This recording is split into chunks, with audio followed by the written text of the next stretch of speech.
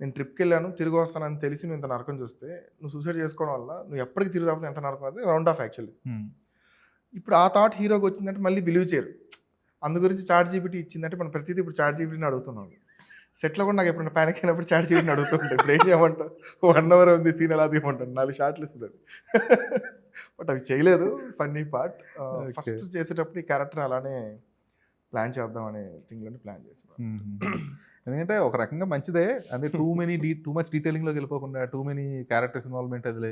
అంటే ఇప్పుడు మళ్ళీ ఆ అమ్మాయి తగ్గియడం అంటే ఇప్పుడేదో మళ్ళీ ఆ అమ్మాయిని ఏదో ట్రిప్‌కి తీసుకెళ్ళి ఇయన్నీ హడావుడి ఉంటదేమో అనుకున్నాను నేను గూడా. అవును. అబ్బో! మళ్ళీ ఇది ఎక్కడికో వెళ్ళిపోతుంది అని చెప్పంటే సింపుల్‌గా సింపుల్‌గా. క్లోజ్ చేశారు. అది అంటే గుడ్ థింగ్. ఎందుకంటే జనాలు ఒక 2 అవర్స్, 2 ½ అవర్స్ సినిమాకి వచ్చేవాళ్ళకి మరి టూ మెనీ డీటెయిల్స్ కూడా అవసరం లేదేమో. అంటే హీరోయిన్ క్యారెక్టర్ చాలా క్లియర్‌గా ఉంది. ఈ హ్మ్. అమ్మాయి ప్రామిస్ బ్రేక్ చేస్తే చచ్చిపోద్ది. హీరో క్యారెక్టర్ క్లియర్‌గా లేదు. ఏం చేయగలడు హీరో? ఏమీ చేయలేడనే పాయింట్‌లో ఉంది. హ్మ్. అలాంటి క్యారెక్టర్‌కి క్లారిటీ రావాలి. అది ఫాదర్ ఎమోషన్‌తో వచ్చింది. ఓకే. ఏదేమైనా లవ్ చేసినప్పుడు రిలేషన్‌షిప్‌లో నిలబడి ఉండాలి. ఇప్పుడు దానికి హీరో ఏం చేయాలి? చాలా సింపుల్‌గా చేస్తే సరిపోద్ది అనిపించింది. ఫాదర్ ఎమోషన్‌తో యాక్చువల్ రౌండ్ ఆఫ్ దొరికిపోయింది ఆడియన్స్‌కి. హ్మ్. మనం ఎంత సాగదీస్తే వాడు అంత బోర్ ఫీల్ అవుతాడు. అవును. ఈ కేరళలో టమాటా ఫెస్టివల్ ఇరికించడానికి రీజన్ ఏంటి?